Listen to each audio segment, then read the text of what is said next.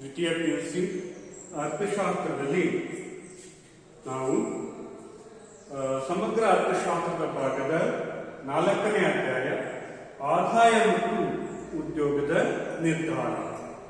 ಈ ಅಧ್ಯಾಯದಲ್ಲಿ ನಾವು ಕಳೆದ ತರಗತಿಯಲ್ಲಿ ಈ ಆದಾಯ ಮತ್ತು ಉದ್ಯೋಗದ ನಿರ್ಧಾರ ಅಂತಕ್ಕಂಥ ಅಧ್ಯಾಯವನ್ನು JM ಕೇನ್ಸ್ ರವರ ಗ್ರಂಥವಾಗಿರ್ತಕ್ಕಂತಹ ಉದ್ಯೋಗ ಬಡ್ಡಿ ಮತ್ತು ಹಣದ ಸಾಮಾನ್ಯ ಸಿದ್ಧಾಂತ ಎಂಬ ಗ್ರಂಥದಲ್ಲಿ ಬರ್ತಕ್ಕಂತಹ ಒಂದು ಪ್ರಮುಖ ಪರಿಕಲ್ಪನೆ ಆದಾಯ ಮತ್ತು ಉದ್ಯೋಗದ ನಿರ್ಧಾರ.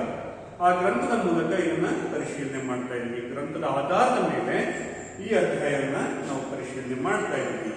JM ಕೇನ್ಸ್ ರವರ ಗ್ರಂಥದ ಹೆಸರು ಉದ್ಯೋಗ ಬಡ್ಡಿ ಮತ್ತು ಆದಾಯದ ಸಾಮಾನ್ಯ ಸಿದ್ಧಾಂತ. ಈ ಗ್ರಂಥವನ್ನ ಪ್ರಕಟಿಸಲ್ಪಟ್ಟಂತಹ ವರ್ಷ 1936ರಲ್ಲಿ. ಹಾಗಾಗಿ JM ಕೇನ್ಸ್ ರವರ ಗ್ರಂಥದಲ್ಲಿ ಬರ್ತಕ್ಕಂಥ ಈ ಅಧ್ಯಾಯವನ್ನ ನಾವು ಕೇನ್ಸ್ ರವರ ಯಾವ ರೀತಿಯಾಗಿ ವಿಶ್ಲೇಷಣೆ ಮಾಡಿದ್ದಾರೆ ಅನ್ನೋದನ್ನ ನಾವಿಲ್ಲಿ ವಿಚಾರ ಮಾಡ್ತಾ ಹೋಗ್ತೀವಿ. ಕೇನ್ಸ್ ರವರು ಈ ಗ್ರಂಥದಲ್ಲಿ ಮುಖ್ಯವಾಗಿ ಸಾಮಾನ್ಯ ಬೆಲೆಗಳು ಅಥವಾ ಸರಕು ಸೇವೆಗಳ ಬೆಲೆಗಳು ಸ್ಥಿರವಾಗಿರುತ್ತವೆ, ಬಡ್ಡಿಯ ದರ ಸ್ಥಿರವಾಗಿರುತ್ತದೆ ಎಂಬ ಕಲ್ಪನೆಯ ಆಧಾರದ ಮೇಲೆ ತಮ್ಮ ಗ್ರಂಥವನ್ನ ರಚನೆ ಮಾಡಿರೋದ್ರಿಂದ ಇಲ್ಲಿಯೂ ಸಹ ಆದಾಯ ಮತ್ತು ಉದ್ಯೋಗದ ನಿರ್ಧಾರದ ವಿಶ್ಲೇಷಣೆಯಲ್ಲಿ ಮುಖ್ಯವಾಗಿ ಬೆಲೆಗಳು ಮತ್ತು ಬಡ್ಡಿಯ ದರಗಳು ಸ್ಥಿರವಾಗಿರ್ತವೆ ಅಂತಕ್ಕಂಥ ಕಲ್ಪನೆಯ ಆಧಾರದ ಮೇಲೆ ನಾವು ವಿಚಾರವನ್ನ ಮಾಡ್ತಾ ಹೋಗ್ತೀವಿ.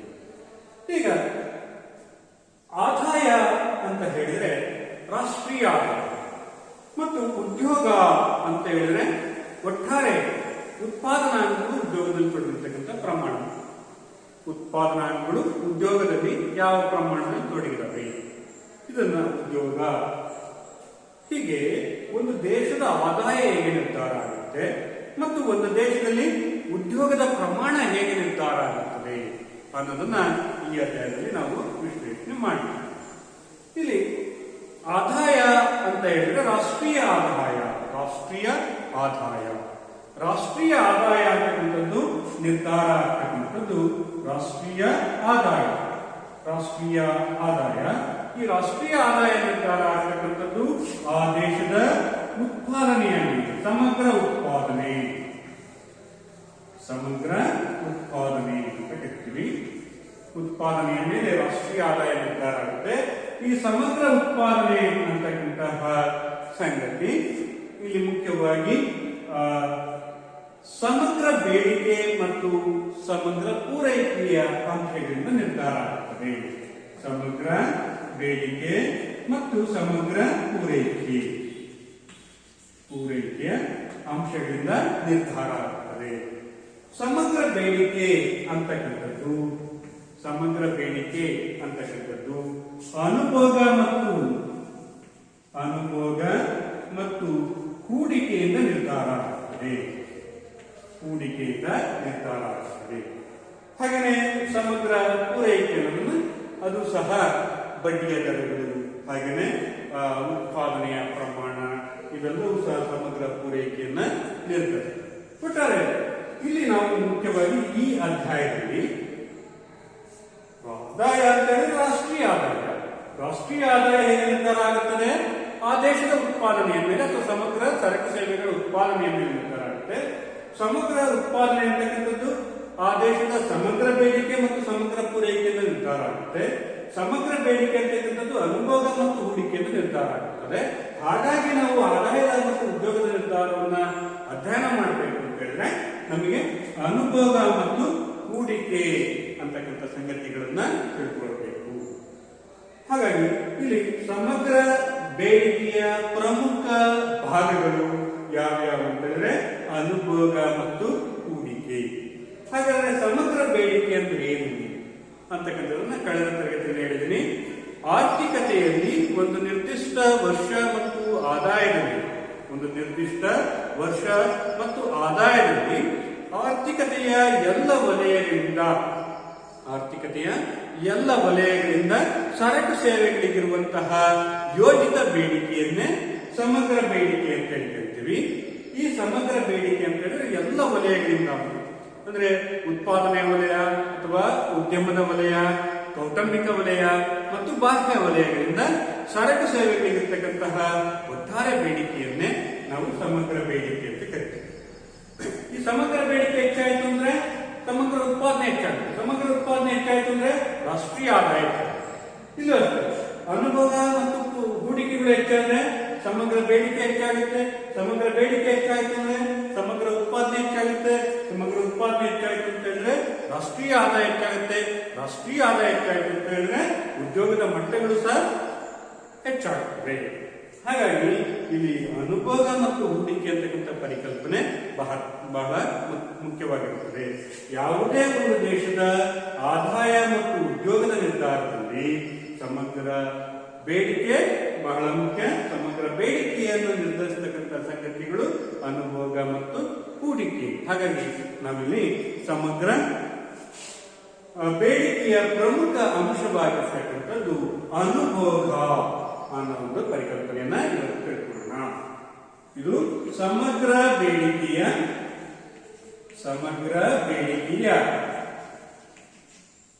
ಪ್ರಮುಖ ನಿರ್ಧಾರಕ.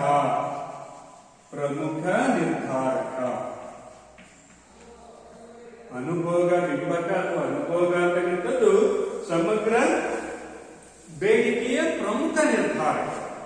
ಪ್ರಮುಖವಾಗಿರ್ತಕ್ಕಂಥದ್ದು ಸಮಗ್ರ ಬೇಡಿಕೆಯನ್ನು ನಿರ್ಧರಿಸತಕ್ಕಂಥ ಸಂಗತಿ ಯಾವುದು ಅಂತ ಹೇಳಿದ್ರೆ ಅದು ಅನುಭೋಗ. ಇಲ್ಲಿ ಅನುಭೋಗ ಅಂದ್ರೆ ಏನು ಅನ್ನೋದು ತಿಳ್ಕೊಳ್ಳೋಣ.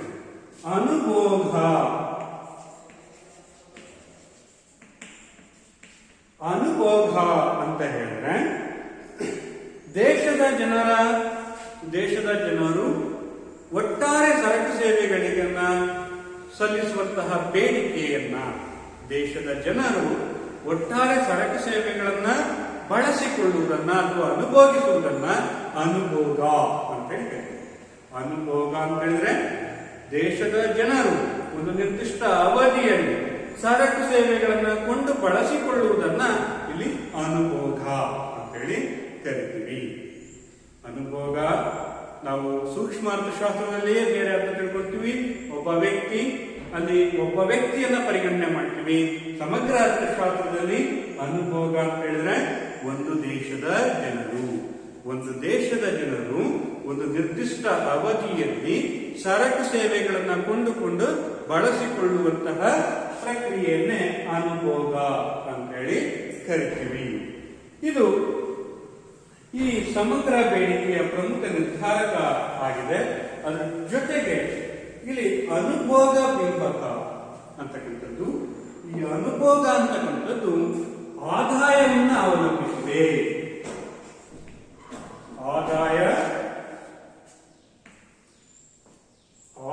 ಅನುಭೋಗದ ಬಿಂಬಕ ಅನುಭೋಗ ಮತ್ತು ಆದಾಯದ ನಡುವಿನ ಸಂಬಂಧವನ್ನು ವಿವರಿಸುತ್ತದೆ.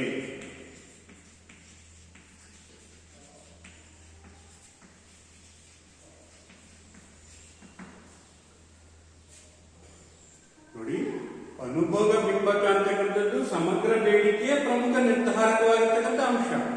ಅನುಭೋಗ ಅಂತ ಹೇಳಿದ್ರೆ ಒಂದು ದೇಶದ ಜನರು ಸರಕು ಸೇವೆಗಳನ್ನ ಕೊಂಡುಕೊಂಡು ಬಳಸಿಕೊಳ್ಳುವ ಪ್ರಕ್ರಿಯೆಯನ್ನೇ ಅನುಭೋಗ ಅಂತ ಕರಿತೀವಿ. ಈ ಅನುಭೋಗ ಅಂತಕ್ಕಂಥದ್ದು ಈ ಪರಿಕಲ್ಪನೆ ಏನಿದೆ, ಅನುಭೋಗದ ಬಿಂಬಕ ಅಂತಕ್ಕಂಥ ಪರಿಕಲ್ಪನೆ, ಇದು ಏನನ್ನು ವಿವರಿಸುತ್ತದೆ ಅಂತ ಹೇಳಿದ್ರೆ ಆದಾಯ ಮತ್ತು ಅನುಭೋಗದ ನಡುವಿನ ಸಂಬಂಧವನ್ನು ವಿವರಿಸುತ್ತದೆ.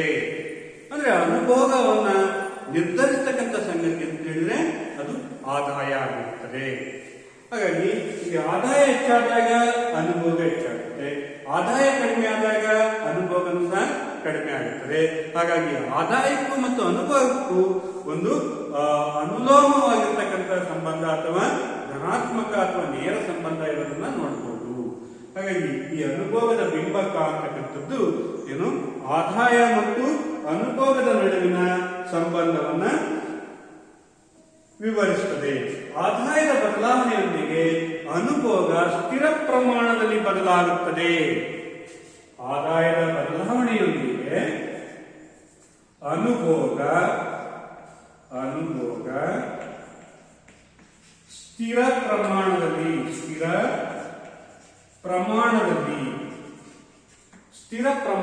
ಬದಲಾಗುತ್ತದೆ. ಬದಲಾಗುತ್ತದೆ. ಸ್ಥಿರ ಪ್ರಮಾಣದಲ್ಲಿ ಬದಲಾಗುತ್ತದೆ. ಆದಾಯ ಬದಲಾವಣೆ ಆಯಿತು ಅಂದ್ರೆ ಅನುಭೋಗ ಸ್ಥಿರ ಪ್ರಮಾಣದಲ್ಲಿ ಬದಲಾಗುತ್ತದೆ. ಒಂದು ವೇಳೆ ಆದಾಯ ಹೆಚ್ಚಾದ್ರೆ ಹೆಚ್ಚಾದ ಪ್ರಮಾಣದಲ್ಲಿಯೇ ಅನುಭೋಗ ಹೆಚ್ಚಾಗುವುದಿಲ್ಲ. ಒಂದೇ ಮಟ್ಟದಲ್ಲಿ ಅನುಭೋಗ ಹೆಚ್ಚಾಗ್ತಾ ಹೋಗುತ್ತದೆ. ಒಬ್ಬ ವ್ಯಕ್ತಿಯ ಆದಾಯ, ಒಂದು ದೇಶದ ಆದಾಯ ಹೆಚ್ಚಾಯಿತು ಅಂದ ತಕ್ಷಣ ಅದೇ ಪ್ರಮಾಣದಲ್ಲಿ ಅನುಭೋಗ ಹೆಚ್ಚಾಗುವುದಿಲ್ಲ. ಅದೇನಾಗ್ತದೆ, ಅನುಭೋಗ ಒಂದು ಸ್ಥಿರ ಪ್ರಮಾಣದಲ್ಲಿ ಹೆಚ್ಚಾಗುತ್ತದೆ. ಜನರ ಆದಾಯ ಹೆಚ್ಚಾಗುತ್ತದೆ, ಅವರು ಅನುಭೋಗ ಪ್ರಕ್ರಿಯೆಯನ್ನು ಕೈಗೊಳ್ಳುವುದರ ಜೊತೆಗೆ ಉಳಿತಾಯವನ್ನು ಸಹ ಕೈಗೊಳ್ಳುತ್ತಾರೆ. ಭವಿಷ್ಯದ ಜೀವನವನ್ನು ನಿರ್ವಹಿಸುವುದಕ್ಕೆ ಅವರು ಉಳಿತಾಯವನ್ನು ಸಹ ಕೈಗೊಳ್ಳುತ್ತಾರೆ.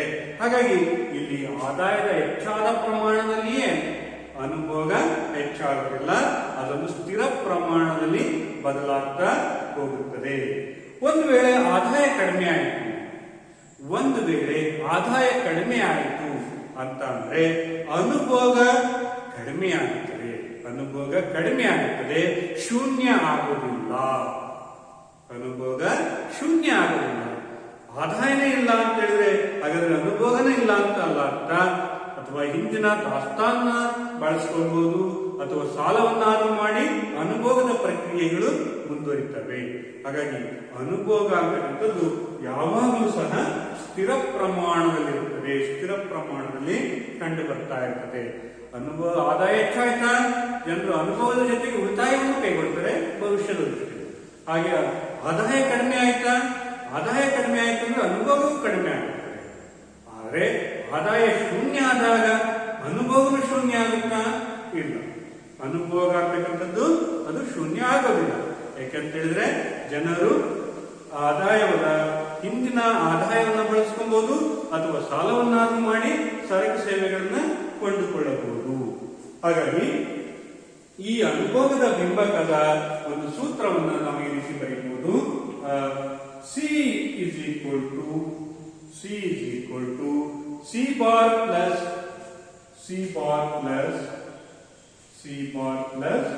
CY ಅಂತ ಹೇಳ್ತೀವಿ.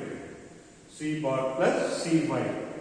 C is equal to C bar plus CY. C ಅಂತ ಹೇಳಿದ್ರೆ ಅನುಭೋಗ, C ಬಾರ್ ಅಂತ ಹೇಳಿದ್ರೆ ಸ್ವಾಯತ್ತ ಅನುಭೋಗ.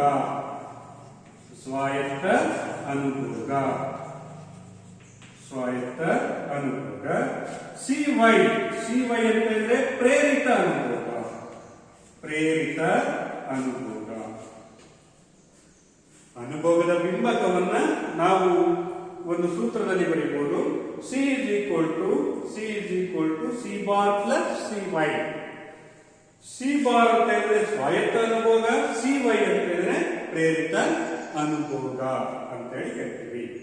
ಈಗ ನೋಡಿ, ಅಂದ್ರೆ ಅನುಭೋಗದ ಬಿಂಬಕ ಅಂತಕ್ಕಂಥದ್ದು ಎರಡು ಸಂಗತಿಗಳಿಂದ ಒಳಗೊಂಡಿದೆ, ಎರಡು ವಿಷಯಗಳನ್ನ ಅಥವಾ ಎರಡು ಸಂಗತಿಗಳನ್ನ ಒಳಗೊಂಡಿದೆ.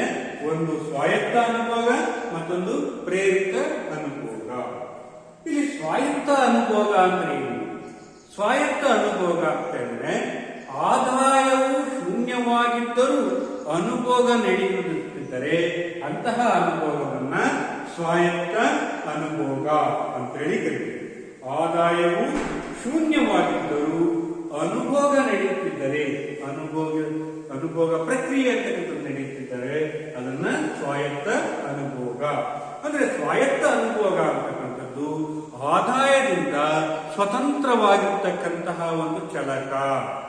ಸ್ವಾಯತ್ತ ಅನುಭೋಗ ಅಂತಕ್ಕಂಥದ್ದು ಆದಾಯದಿಂದ ಸ್ವತಂತ್ರವಾಗಿರ್ತಕ್ಕಂಥ, ಆದಾಯ ಹೆಚ್ಚಾದ್ರೂ ಅಥವಾ ಆದಾಯ ಶೂನ್ಯವಾದರೂ, ಒಂದು ವೇಳೆ ಆದಾಯ ಸಂಪೂರ್ಣವಾಗಿ ಶೂನ್ಯವಾದರೂ ಸಹ ಅನುಭೋಗ ಅಂತಕ್ಕಂಥದ್ದು ನಡೆಯುತ್ತದೆ. ಅಥವಾ ಸರಕು ಸೇವೆಗಳನ್ನ ಕೊಂಡುಕೊಂಡೇ ಕೊಂಡ್ತಾರೆ ಜನರು.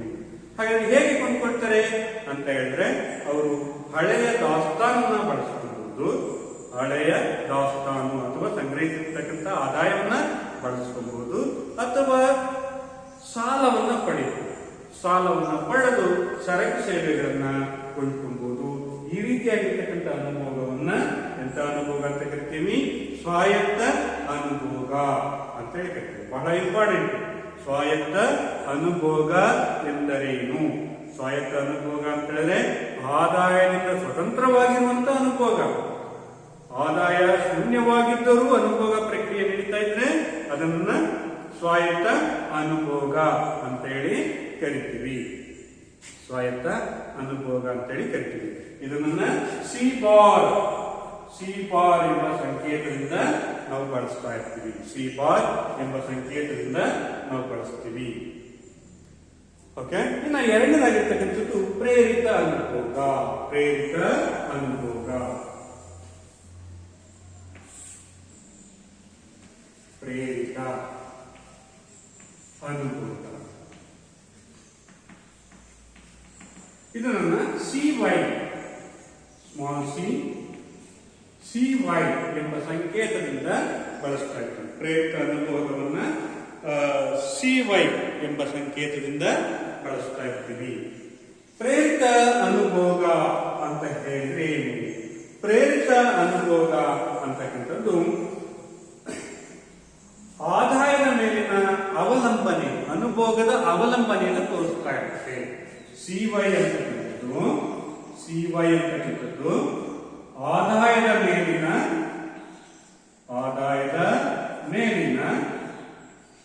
ಅನುಭೋಗದ ಅವಲಂಬನೆ,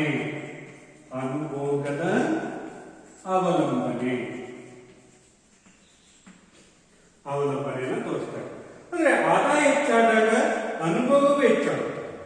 ಆದಾಯ ಕಡಿಮೆ ಆಯಿತು ಅಂತ ಹೇಳಿದ್ರೆ ಅನುಭೋಗದ ಪ್ರಮಾಣ ಸಹ ಕಡಿಮೆ ಆಗುತ್ತದೆ.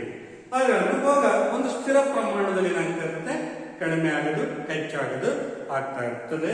ಹಾಗಾಗಿ ಇಲ್ಲಿ ಆದಾಯದನ್ನ ಅವಲಂಬಿಸಿರುವಂತಹ ಅನುಭೋಗವನ್ನೇ ನಾವು ಪ್ರೇರಿತ ಅನುಭೋಗ ಅಂತ ಹೇಳಿ ಕರಿತೀವಿ.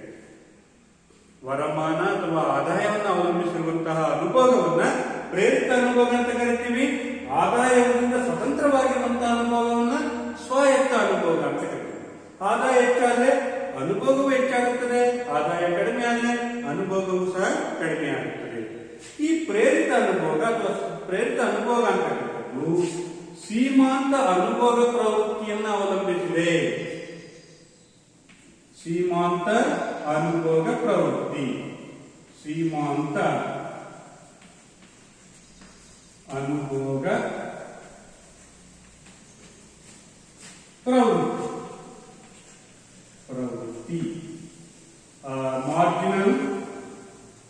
marginal propensity to consume, marginal propensity to consume ಅಂತ ಹೇಳಿ propensity consume.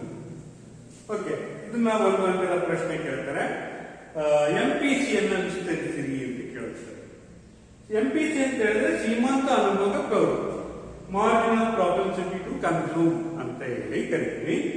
ಈ ಸೀಮಾಂತ ಅನುಭೋಗ ಪ್ರವೃತ್ತಿ ಅಂತಕ್ಕಂಥದ್ದು ಪ್ರೇರಿತ ಅನುಭೋಗವನ್ನು ನಿರ್ಧರಿಸುತ್ತದೆ. ಹಾಗಾದ್ರೆ ಸೀಮಾಂತ ಅನುಭೋಗ ಪ್ರವೃತ್ತಿ ಅಂದ್ರೆ ಏನು? ಸೀಮಾಂತ ಅನುಭೋಗ ಪ್ರವೃತ್ತಿ ಅಂತ ಹೇಳಿದ್ರೆ ಆದಾಯದಲ್ಲಿ ಬದಲಾವಣೆಯಾದಂತೆ ಅನುಭೋಗದಲ್ಲಾಗುವಂತಹ ಒಟ್ಟಾರೆ ಬದಲಾವಣೆಯನ್ನ ಸೀಮಾಂತ ಅನುಭೋಗ ಪ್ರವೃತ್ತಿ ಅಂತ ಹೇಳಿ ಕರಿತೀವಿ. ಸೀಮಾಂತ ಅನುಭೋಗ ಪ್ರವೃತ್ತಿ ಅಂತ ಹೇಳಿದ್ರೆ ಆದಾಯದ ಬದಲಾವಣೆಯ ಕಾರಣದಿಂದಾಗಿ ಒಟ್ಟು ಅನುಭೋಗದಲ್ಲಾಗುವಂತಹ ಬದಲಾವಣೆಯನ್ನ ನಾವು ಸೀಮಾಂತ ಅನುಭೋಗ ಪ್ರವೃತ್ತಿ ಅಂತ ಕರಿತೀವಿ. ಆದಾಯ ಹೆಚ್ಚಾಯಿತು, ಒಟ್ಟಾರೆ ಅನುಭವದಲ್ಲಾಗ್ತಕ್ಕಂಥ ಬದಲಾವಣೆ. ಅದನ್ನ ಸೂತ್ರದಲ್ಲಿ MPC is equal to delta C divided by delta Y ಅಂತ ಹೇಳ್ತಾರೆ. delta C divided by delta Y. Delta C ಅಂತ ಹೇಳಿದ್ರೆ ಅನುಭೋಗದಲ್ಲಿನ ಬದಲಾವಣೆ, ಡೆಲ್ಟಾ Y ಅಂತ ಹೇಳಿದ್ರೆ ಆದಾಯದಲ್ಲಿನ ಬದಲಾವಣೆ. ಆದಾಯದ ಬದಲಾವಣೆಯ ಕಾರಣದಿಂದಾಗಿ ಒಟ್ಟು ಅನುಭೋಗದಲ್ಲಾಗುವಂತಹ ಬದಲಾವಣೆಯನ್ನೇ ಸೀಮಾಂತ ಅನುಭೋಗ ಪ್ರವೃತ್ತಿ ಅಂತ ಹೇಳ್ತಾರೆ. ಅರ್ಥ ಇಷ್ಟೇನೆ, ಜನರ ಅಥವಾ ಒಂದು ಆರ್ಥಿಕತೆಯ ರಾಷ್ಟ್ರೀಯ ಆದಾಯ ಹೆಚ್ಚಾದಂತೆ ಒಟ್ಟಾರೆ ಅನುಭೋಗದಲ್ಲಾಗ್ತಕ್ಕಂತಹ ಬದಲಾವಣೆಯನ್ನ ಮಾಪನ ಮಾಡೋದಕ್ಕೆ ಸೀಮಾಂತ ಅನುಭೋಗ ಪ್ರವೃತ್ತಿ ಅಂತೇಳಿ ಕರೀತೀವಿ. ಈಗ ಉದಾಹರಣೆಗೆ ಒಂದು ದೇಶದಲ್ಲಿ ಒಂದು ಆದಾಯ ಅಂತಕ್ಕಂಥ ಸ್ಥಿರ ಪ್ರಮಾಣದಲ್ಲಿದೆ ಅಂತ ಇಟ್ಕೊಳ್ಳೋಣ. ಈಗ ಆದಾಯ ಹೆಚ್ಚಾದಾಗ ಜನರ ಆದಾಯ ಹೆಚ್ಚಾಯಿತು ಅಂತ ಹೇಳಿದ್ರೆ ಹೆಚ್ಚಾದ ಆದಾಯವನ್ನ ಅವರು ಅನುಭೋಗವನ್ನು ಹೆಚ್ಚಿಸ್ತಾ ಹೋಗ್ತಾರೆ. ಹಾಗಾದ್ರೆ ಹೆಚ್ಚಾದ ಆದಾಯವನ್ನ ಅನುಭೋಗಕ್ಕಾಗಿಯೇ ಖರ್ಚು ಮಾಡ್ತಾರ ಅಂತಕ್ಕಂಥದ್ದು ಇರೋದಿಲ್ಲ. ಅರ್ಥ ಆಗ್ತಾ ಇದೆ ಅಂತ ನಾನು ಅನ್ಕೊಂಡಿದ್ದೀನಿ. ಒಂದು ಜನರ ಆದಾಯ ಹೆಚ್ಚಾಯಿತು ಅಂತ ಹೇಳ್ಕೊಳ್ಳೋಣ. ಆದಾಯ ಹೆಚ್ಚಾದ್ರೆ ಹೆಚ್ಚಾದ ಆದಾಯವನ್ನು ಪೂರ್ಣವಾಗಿ ಅನುಭವಕ್ಕೆ ಬಳಸ್ತಾ ಇರಲ್ಲ. ಪೂರ್ಣವಾಗಿ ಆದಾಯವನ್ನು ಅನುಭವಕ್ಕಾಗಿ ಖರ್ಚು ಮಾಡ್ತಾರ ಅಂತಕ್ಕಂಥದ್ದನ್ನು ನೋಡಿದಾಗ ಇಲ್ಲ, ಪೂರ್ಣವಾಗಿ ಹೆಚ್ಚಾದ ಆದಾಯವನ್ನ ಬಳಸ್ತಾ ಇಲ್ಲ. ಅದಕ್ಕೆ ಮುಖ್ಯ ಕಾರಣಗಳೇನು ಅಂತ ಹೇಳಿದ್ರೆ ಅವರು ಉಳಿತಾಯವನ್ನು ಸಹ ಕೈಗೊಳ್ಳುತ್ತಾರೆ ಅನ್ನೋದನ್ನ ನಾವು ಗಮನಿಸಬೇಕಾಗುತ್ತೆ. ಹಾಗಾಗಿ ಎಂಪಿಸಿಯು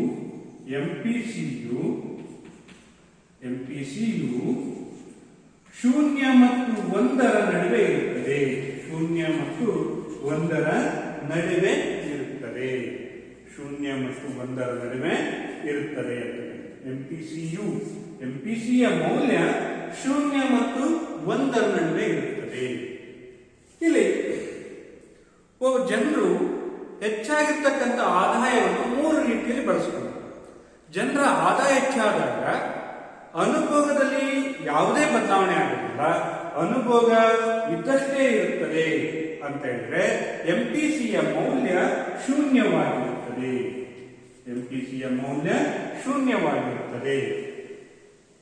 ಎಂಪಿಸಿಯ ಆದಾಯವು ಬದಲಾದರೂ ಅನುಭೋಗ ಬದಲಾಗದೇ ಇದ್ದರೆ, ಆದಾಯವು ಬದಲಾದರೂ ಅನುಭವವು ಬದಲಾಗದೇ ಇದ್ದರೆ ಅವಾಗ ಎಂಪಿಸಿಯ ಮೌಲ್ಯ ಏನಾಗಿರುತ್ತೆ? ಶೂನ್ಯವಾಗಿರುತ್ತದೆ. ಈ ಉದಾಹರಣೆಗೆ ಆದಾಯ ಇದ್ದಕ್ಕಿದ್ದಾಗೆ ಕಡಿಮೆ ಆದಾಗ ಅನುಭವ ಇಲ್ಲ ಅಂತ ಅಲ್ಲ, ಎಂಪಿಸಿಯ ಮೌಲ್ಯ ಏನಾಗಿರುತ್ತೆ? ಶೂನ್ಯವಾಗಿರುತ್ತೆ. ಅನುಭವದ ಪ್ರಕ್ರಿಯೆ ನಡೀತಾ ಇರುತ್ತೆ, ಆದ್ರೆ ಆದಾಯವನ್ನ ಅದು ಅವಲಂಬಿಸಿರೋದಿಲ್ಲ. ಸ್ವತಂತ್ರವಾಗಿರ್ತಕ್ಕಂಥ ಅಂತ ಅನುಭೋಗ ಅಂತ ಕರಿತೀವಿ, ಸ್ವಾಯತ್ತ ಅನುಭೋಗ ಅಂತ ಕರಿತೀವಿ. ಉದಾಹರಣೆಗೆ ಒಬ್ಬ ವ್ಯಕ್ತಿ ಆದಾಯ ಹೆಚ್ಚಾದ ಆದಾಯದಿಂದ ಅವನು ಮೊದಲಿದ್ದಂತ ಅನುಭವದಲ್ಲೇ ಬಳಸ್ತಾನೆ. ಮೊದಲು ಹೇಗೆ ಜೀವನ ಮಾಡ್ತಾನೆ ಅದೇ ಜೀವನದಲ್ಲಿ ಅವನು ಸಾಗುತ್ತಾನೆ. ಆಗ ಎಂಪಿಸಿಯ ಮೌಲ್ಯ ಶೂನ್ಯವಾಗಿರುತ್ತದೆ.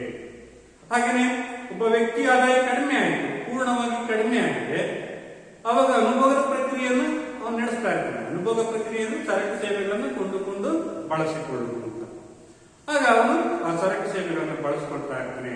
ಆದಾಯ ಕಡಿಮೆ ಆದರೂ ಹೇಗೆ ಸರಕು ಸೇವೆಗಳನ್ನು ಕೊಂಡ್ಕೊಂಡ?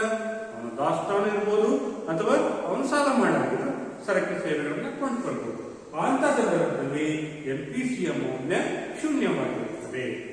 ಹಾಗೆಯೇ ಅದೇ ರೀತಿ ಇನ್ನೊಂದು ರೀತಿಯಲ್ಲಿ ನಾವು ನೋಡಿದ್ರೆ ಆದಾಯ ಹೆಚ್ಚಾದರೆ, ಆದಾಯದಲ್ಲಿ ಬದಲಾವಣೆ ಆದ ಪರಿಣಾಮ ಅನುಭವದಲ್ಲಿ ಪೂರ್ಣವಾಗಿ ಆದಾಯವನ್ನು ಖರ್ಚು ಮಾಡ್ತಾನೆ ಅಂತ ಹೇಳ್ತಾರೆ. ಆದಾಯ ಹೆಚ್ಚಾಗಿದೆ, ಹೆಚ್ಚಾದ ಆದಾಯವನ್ನು ಸಂಪೂರ್ಣವಾಗಿ ಅನುಭವಕ್ಕೆ ಖರ್ಚು ಮಾಡಬಹುದು. ಅಂತ ಸನ್ನಿವೇಶದಲ್ಲಿ ಎಂಪಿಸಿಯ ಮೌಲ್ಯ ಎಂಪಿಸಿ = 1 ಆಗಿರುತ್ತದೆ. ಎಂಪಿಸಿ = 1 ಆಗಿರುತ್ತದೆ. ಎಂಪಿಸಿ = 1 ಅಂತ ಹೇಳಿದ್ರೆ ಏನಂತ? ಆದಾಯ ಹೆಚ್ಚಾದರೆ ಹೆಚ್ಚಾದ ಆದಾಯವನ್ನ ಸಂಪೂರ್ಣವಾಗಿ ಅನುಭವಕ್ಕಾಗಿಯೇ ಖರ್ಚು ಮಾಡಬಹುದು. ಇದನ್ನ ಆ ಸನ್ನಿವೇಶದಲ್ಲಿ ಎಂಪಿಸಿಯ ಮೌಲ್ಯ ಎಂಪಿಸಿ = 1 ಆಗಿರುತ್ತದೆ. ಹಾಗೆಯೇ ಮತ್ತೊಂದು ನೋಡೋದಾದ್ರೆ ಆದಾಯ ಹೆಚ್ಚಾದರೆ ಸ್ವಲ್ಪ ಭಾಗವನ್ನು ಅನುಭವಕ್ಕೆ ಬಳಸಬಹುದು. ಸ್ವಲ್ಪ ಭಾಗವನ್ನು ಅನುಭವಕ್ಕೆ ಬಳಸಿ ಉಳಿದ ಭಾಗವನ್ನು ಅವನು ಉಳಿತಾಯವನ್ನು ಕೈಗೊಳ್ಳಬಹುದು. ಆಗ ಎಂಪಿಸಿ <1 ಆಗಿರುತ್ತದೆ. ಎಂಪಿಸಿ <1 ಆಗಿರುತ್ತದೆ. ಎಂಪಿಸಿ <1 ಆಗಿರುತ್ತದೆ. ಇಲ್ಲಿ 3 ಘಟನೆಗಳು ಸಂಭವಿಸುತ್ತವೆ. ಅನುಭೋಗಿ ಆದಾಯ ಹೆಚ್ಚಾದಾಗ ಹೆಚ್ಚಾದ ಆದಾಯವನ್ನು ಪೂರ್ಣವಾಗಿ ಖರ್ಚು ಮಾಡದೇನೆ ಹಾಗೆಯೇ ಉಳಿಸಬಹುದು. ಎರಡನೇದು, ಅನುಭೋಗಿ ಆದಾಯ ಹೆಚ್ಚಾದಾಗ ಹೆಚ್ಚಾದ ಆದಾಯವನ್ನು ಸಂಪೂರ್ಣವಾಗಿ ಬಳಸಬಹುದು. ಆ ಸನ್ನಿವೇಶದಲ್ಲಿ ಎಂಪಿಸಿಯ ಮೌಲ್ಯ ಎಂಪಿಸಿ = 1 ಆಗಿರುತ್ತದೆ. ಹಾಗೆಯೇ ಅನುಭೋಗಿ ಆದಾಯ ಹೆಚ್ಚಾದ ಸಂದರ್ಭದಲ್ಲಿ ಆದಾಯದಲ್ಲಿ ಸ್ವಲ್ಪ ಭಾಗವನ್ನು ಅನುಭವಕ್ಕೆ ಬಳಸಿ ಉಳಿದ ಭಾಗವನ್ನು ಅವನು ಉಳಿತಾಯವನ್ನು ಕೈಗೊಳ್ಳಬಹುದು. ಕೈಗೊಂಡ್ರು ಅಂತ ಸನ್ನಿವೇಶದಲ್ಲಿ ಎಂಪಿಸಿಯ ಮೌಲ್ಯ ಲೆಸ್ ದನ್ ಒಂದಾಗಿರುತ್ತದೆ. ಹೀಗೆ ಎಂಪಿಸಿಯ ಮೌಲ್ಯವು 0 ಮತ್ತು 1ರ ನಡುವೆ ಯಾವಾಗಲೂ ಸಹ ಕಂಡು ಬರ್ತಾ ಇರುತ್ತದೆ. ಹಾಗಾದ್ರೆ ಇಲ್ಲಿ ಹೆಚ್ಚಾದ ಆದಾಯವನ್ನು ಅನುಭೋಗಿಯ ಹೆಚ್ಚಾದ ಆದಾಯವನ್ನ ಸ್ವಲ್ಪ ಭಾಗ ಅನುಭೋಗಿಸಿದಾಗ ಉಳಿತಕ್ಕಂಥ ಮೊತ್ತವನ್ನು ಅವನು ಉಳಿತಾಯ ಮಾಡ್ತಾನೆ. ಆವಾಗ ಅದನ್ನ ಕರಿತೀವಿ ಎಂಪಿಎಸ್ ಅಂತ ಕರಿತೀವಿ. ಸೀಮಾಂತ ಉಳಿತಾಯ ಪ್ರವೃತ್ತಿ. ಸೀಮಾಂತ ಉಳಿತಾಯ ಪ್ರವೃತ್ತಿ. ಸೀಮಾಂತ ಉಳಿತಾಯ ಪ್ರವೃತ್ತಿ ಅಂತೇಳಿ ಕರಿತೀವಿ. ಸೀಮಾಂತ ಉಳಿತಾಯ ಪ್ರವೃತ್ತಿ. ಅನುಭೋಗಿಯ ಆದಾಯ ಹೆಚ್ಚಾದಾಗ ಸ್ವಲ್ಪ ಭಾಗವನ್ನು ಅನುಭವವನ್ನು ಕೈಗೊಂಡು ಉಳಿದಂತ ಭಾಗವನ್ನು ಅವನು ಉಳಿತಾಯ ಮಾಡಿದ ಅಂತ ಹೇಳಿದಾಗ ಇಲ್ಲಿ ಸೀಮಾಂತ ಉಳಿತಾಯ ಪ್ರವೃತ್ತಿ. ಸೀಮಾಂತ ಉಳಿತಾಯ ಪ್ರವೃತ್ತಿ ಅಂತ ಹೇಳಿದ್ರೆ ಆದಾಯದ ಹೆಚ್ಚಳದ ಪರಿಣಾಮವಾಗಿ ಅಥವಾ ಆದಾಯದ ಹೆಚ್ಚಳದ ಕಾರಣದಿಂದಾಗಿ ಉಳಿತಾಯದಲ್ಲಾಗುವಂತಹ ಬದಲಾವಣೆಯನ್ನ ನಾವು ಸೀಮಾಂತ ಉಳಿತಾಯ ಪ್ರವೃತ್ತಿ ಅಂತ ಕರಿತೀವಿ. ಹಾಗಾಗಿ y is equal to MPC plus MPS ಅಂತ ಕರಿತೀವಿ. ಸೀಮಾಂತ ಅನುಭೋಗ ಪ್ರವೃತ್ತಿ ಮತ್ತು ಸೀಮಾಂತ ಉಳಿತಾಯ ಪ್ರವೃತ್ತಿಗಳು ಆದಾಯಕ್ಕೆ ಸಮನಾಗಿರುತ್ತದೆ. ಆದಾಯವು ಹೆಚ್ಚಾದ ಆದಾಯವು ಸ್ವಲ್ಪ ಭಾಗ ಅನುಭವಕ್ಕೆ ಬಳಸ್ಕೊಳ್ತೀವಿ, ಉಳಿದಂತಹ ಭಾಗವನ್ನ ಉಳಿತಾಯವನ್ನ ಕೈಗೊಳ್ತೀವಿ. ಹಾಗಾಗಿ ಎಂಪಿಎಸ್ ಅಂತಕ್ಕಂಥದ್ದು ಏನು, ಅದು ಉಳಿತಾಯದ ಮನೋಭಾವನೆ, ಜನರ ಉಳಿತಾಯದ ಮನೋಭಾವನೆಯನ್ನ ತೋರಿಸ್ತಾ ಇರ್ತದೆ. ಉಳಿತಾಯ ಹೆಚ್ಚಾದಾಗ, ಉಳಿತಾಯ ಹೆಚ್ಚಾಯಿತು ಅಂತ ಹೇಳಿದ್ರೆ ಅನುಭವದ ಪ್ರಮಾಣ ಏನಾಗ್ತಾ ಇದೆ ಅಂತ ಅರ್ಥ, ಕಡಿಮೆ ಆಗ್ತಾ ಇದೆ. ಯಾವಾಗ ಉಳಿತಾಯಗಳು ಕಡಿಮೆ ಆಗ್ತಾವೋ ಹೆಚ್ಚಾಗ್ತಾವೋ ಅಂತ ಸನ್ನಿವೇಶದಲ್ಲಿ ಹೂಡಿಕೆಯನ್ನ ಕೈಗೊಳ್ಳಬೇಕಾಗುತ್ತದೆ. ಹೀಗಾಗಿ ಈ ಒಂದು ಪರಿಕಲ್ಪನೆ ಅತ್ಯಂತ ಮುಖ್ಯವಾಗಿರ್ತಕ್ಕಂಥದ್ದು. ಇದರ ಸೂತ್ರ MPS is equal to delta S divided by delta Y ಅಂತೇಳಿ ಕರಿತೀವಿ. ಹಾಗೆಯೇ ಪ್ರೇರಿತ ಅನುಭವದಲ್ಲಿ ಮತ್ತೊಂದು ಪರಿಕಲ್ಪನೆ ಬರ್ತದೆ, ಎಪಿಎಸ್ ಎಪಿಸಿ ಅಂತ. ಸರಾಸರಿ ಅನುಭೋಗ ಪ್ರವೃತ್ತಿ. ಸರಾಸರಿ ಅನುಭೋಗ ಪ್ರವೃತ್ತಿ. ಸರಾಸರಿ ಅನುಭೋಗ ಪ್ರವೃತ್ತಿ ಅಂತ ಹೇಳಿದ್ರೆ ಪ್ರತಿ ಘಟಕದ ಆದಾಯದಿಂದ ಅನುಭೋಗದ ಪ್ರಕ್ರಿಯೆಯನ್ನ, ಪ್ರತಿ ಘಟಕದ ಆದಾಯದಿಂದ ಅನುಭೋಗದ ಪ್ರಕ್ರಿಯೆಯನ್ನ ಎಪಿಎಸ್ ಅಂತ ಹೇಳಿ ಕರಿತೀವಿ. ಹಾಗೆಯೇ ಎಪಿಸ್ ಮತ್ತೊಂದು ಪರಿಕಲ್ಪನೆ ಎಪಿಎಸ್, ಸರಾಸರಿ ಉಳಿತಾಯ ಪ್ರವೃತ್ತಿ. ಸರಾಸರಿ ಉಳಿತಾಯ ಪ್ರವೃತ್ತಿ ಆದಾಯದ ಪ್ರತಿ ಘಟಕದಿಂದ ಉಳಿತಾಯವನ್ನ ಆದಾಯದ ಪ್ರತಿ ಘಟಕದ ಉಳಿತಾಯವನ್ನ ನಾವು ಸರಾಸರಿ ಉಳಿತಾಯ ಪ್ರವೃತ್ತಿ ಅಂತ ಕರಿತೀವಿ. ಹಾಗೆಯೇ ಆದಾಯದ ಪ್ರತಿ ಘಟಕದಲ್ಲಿ ಅನುಭವಿಸುವ ಪ್ರಕ್ರಿಯೆಯನ್ನ ಸರಾಸರಿ ಅನುಭೋಗ ಪ್ರಕ್ರಿಯೆ ಅಂತೇಳಿ ಕರಿತೀವಿ. ಅದೇ ರೀತಿ ಎಂಪಿಎಸ್ ಅಂತ ಹೇಳಿದ್ರೆ ಸೀಮಾಂತ ಉಳಿತಾಯ ಪ್ರವೃತ್ತಿ. ಸೀಮಾಂತ ಉಳಿತಾಯ ಪ್ರವೃತ್ತಿ ಅಂತ ಹೇಳಿದ್ರೆ ಆದಾಯದ ಬದಲಾವಣೆಯಿಂದಾಗಿ ಉಳಿತಾಯದಲ್ಲಾಗುವಂತಹ ಬದಲಾವಣೆಯನ್ನ ಸೀಮಾಂತ ಉಳಿತಾಯ ಪ್ರವೃತ್ತಿ. ಒಟ್ಟಾರೆ ಪ್ರೇರಿತ ಅನುಭೋಗ ಆಗ್ತಕ್ಕಂಥದ್ದು ಪ್ರಮುಖವಾಗಿ 4 ಸಂಗತಿಗಳನ್ನು ಒಳಗೊಂಡಿದೆ. ಒಂದು ಎಂಪಿಸಿ, ಮತ್ತೊಂದು ಎಂಪಿಎಸ್, ಮತ್ತೊಂದು ಎಪಿಸಿ, ಮತ್ತೊಂದು ಎಪಿಎಸ್. ಈ 4 ಪರಿಕಲ್ಪನೆಗಳು ಪ್ರೇರಿತ ಅನುಭವದಲ್ಲಿ ಬರ್ತಕ್ಕಂತಹ ಪ್ರಮುಖ ಪರಿಕಲ್ಪನೆಗಳಾಗಿವೆ. ನಾವು ಇಲ್ಲಿ ತಿಳ್ಕೊಬೇಕಾಗಿರ್ತಕ್ಕಂಥದ್ದು ಅನುಭೋಗ ದೇಶದ ಜನರ ಒಟ್ಟಾರೆ ಸರಕು ಸೇವೆಗಳನ್ನ ಕೊಂಡುಕೊಳ್ಳುವಂತಹ ಪ್ರಕ್ರಿಯೆ ಏನಿಲ್ಲ, ಅದು 2 ಸಂಗತಿಗಳನ್ನು ಒಳಗೊಂಡಿರುತ್ತದೆ. ಒಂದು ಸ್ವಾಯತ್ತ ಅನುಭೋಗ, ಮತ್ತೊಂದು ಪ್ರೇರಿತ ಅನುಭೋಗ. ಇದನ್ನ ಒಂದು ರೇಖಾಚಿತ್ರದ ಮೂಲಕ ಸಹ ನಾವು ನೋಡಬಹುದು. ರೇಖಾಚಿತ್ರದ ಮೂಲಕ ಸಹ ನಾವು ನೋಡಬಹುದು. ಆ ರೇಖಾಚಿತ್ರ ಯಾವ ರೀತಿ ಬರುತ್ತೆ ಅಂತ ಹೇಳಿದ್ರೆ, ಆದಾಯ OY ಅಕ್ಷರಲ್ಲಿ ಆದಾಯ, OH ಅಕ್ಷರಲ್ಲಿ ಅನುಭೋಗ. ಸ್ವಾಯತ್ತ ಅನುಭೋಗದ ರೇಖೆ ಯಾವಾಗಲೂ ಸಹ OH ಅಕ್ಷಕ್ಕೆ ಸಮಾನಾಂತರವಾಗಿರುತ್ತದೆ. ಸ್ವಾಯತ್ತ ಅನುಭೋಗ ಅಂತಕ್ಕಂಥದ್ದು OH ಅಕ್ಷಕ್ಕೆ ಸಮಾನಾಂತರವಾಗಿರುತ್ತದೆ. ಇದನ್ನ ಏನಂತ ಕರಿತೀವಿ? ಸ್ವಾಯತ್ತ ಅನುಭೋಗ. ಸ್ವಾಯತ್ತ ಅನುಭೋಗ ಅಂತೇಳಿ ಕರಿತೀವಿ.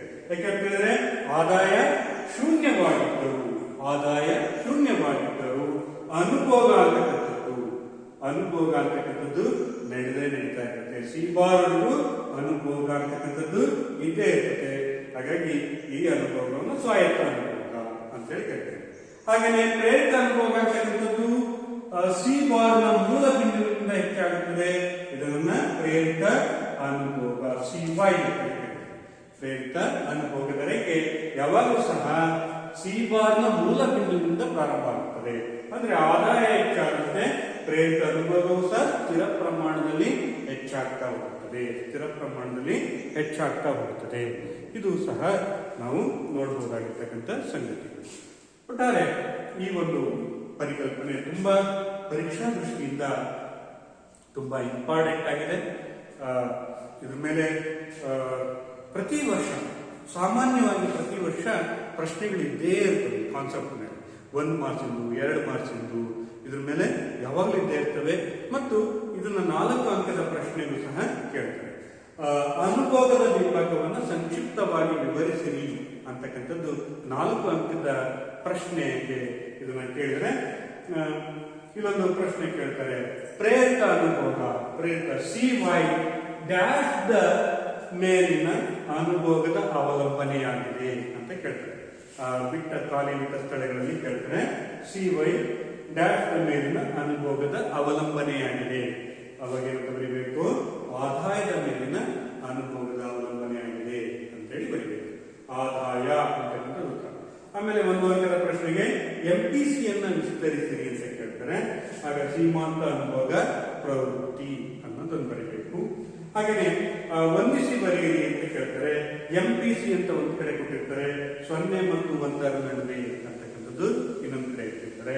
ಅವಾಗ MPCಯು ಯಾವಾಗ ಸಹ 0 ಮತ್ತು 1ರ ನಡುವೆ ಕಂಡು ಬರುತ್ತದೆ. ಆನಂತರ ಸ್ವಾಯತ್ತ ಅನುಭೋಗ ಅಂದ್ರೆ ಏನು ಅಂತ ಕೇಳ್ತಾರೆ. ಸ್ವಾಯತ್ತ ಅನುಭೋಗ ಅಂತ ಹೇಳಿದ್ರೆ ಆದಾಯದಿಂದ ಸ್ವತಂತ್ರವಾಗಿರ್ತಕ್ಕಂಥ ಅನುಭೋಗವನ್ನ ಸ್ವಾಯತ್ತ ಅನುಭೋಗ ಅಂತೇಳಿ ಕರಿತೀವಿ. ಹಾಗೆಯೇ ಆದಾಯವು ಯಾವಾಗಲೂ ಸಹ MPC ಮತ್ತು MPS ಗಳ ಸಮನಾಗಿರುತ್ತದೆ. ಯಾಕಂತ ಹೇಳಿದ್ರೆ ಹೆಚ್ಚಾದ ಆದಾಯದಲ್ಲಿ ಜನರು ಸ್ವಲ್ಪ ಭಾಗ ಅನುಭೋಗ ಮಾಡ್ತಾರೆ, ಉಳಿದಂತಹ ಆದಾಯವನ್ನ ಉಳಿತಾಯವನ್ನು ಮಾಡ್ತಾರೆ. ಹಾಗಾಗಿ ಉಳಿತಾಯವು ಆದಾಯದ ಒಂದು ಭಾಗವಾಗಿದೆ. ಉಳಿತಾಯ ಅಂತಕ್ಕಂಥದ್ದು ಸಹ ಆದಾಯದ ಒಂದು ಭಾಗ ಅಂತಕ್ಕಂಥದ್ದು ನಾವು ನೋಡ್ಬೋದು. ಹಾಗೆಯೇ ಸರಾಸರಿ ಅನುಭೋಗ ಪ್ರವೃತ್ತಿ ಅಂದ್ರೇನು, ಹಾಗೆಯೇ ಸರಾಸರಿ ಉಳಿತಾಯ ಪ್ರವೃತ್ತಿ ಅಂದ್ರೆ ಏನು ಅಂತಕ್ಕಂಥದ್ದನ್ನ 1 ಅಂಕದ ಪ್ರಶ್ನೆಗೆ ಕೇಳ್ತಾರೆ. ಒಟ್ಟಾರೆ ಈ ಪರಿಕಲ್ಪನೆಯ ಮೇಲೆ ಪ್ರತಿ ವರ್ಷ ಒಂದು ಪ್ರಶ್ನೆ ಇದ್ದೇ 1 ಮಾರ್ಕ್ಸಿಗೋ 2 ಮಾರ್ಕ್ಸಿಗೋ ಅಥವಾ 4 ಅಂಕದ ಪ್ರಶ್ನೆಗೋ ಇದ್ದೇ ಇರುತ್ತೆ. ಇದನ್ನು ಚೆನ್ನಾಗಿ ಓದ್ಬೇಕು. Thank you.